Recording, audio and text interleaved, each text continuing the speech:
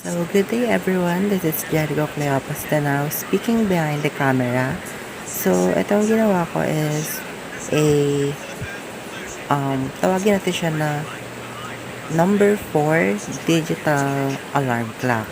Number 4 specifically kasi pag yung 7 segment display is nag-display siya ng decimal number 4, itong ating buzzer ay magtutunog.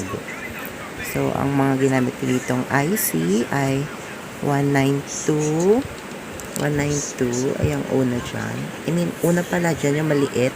555, 192, 47. 47 as our decoder para dito sa ating 7 segment. Next is OR gate. Not gate rather.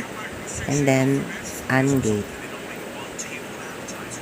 So, ayan. Atin siyang i-demo. Turn on the power supply. So, medyo kabog.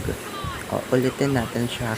Pag nag-9 na siya, it resets to 0.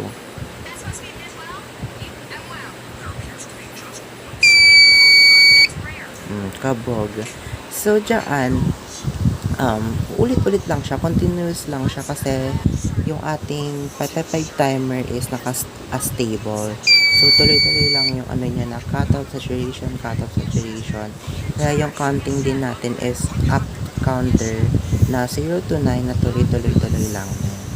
And then, actually, balak ko pa siya na yung ating capacitor is taasan natin up to 470 microfarad para maging 4-minute alarm clock tong ating buong circuit.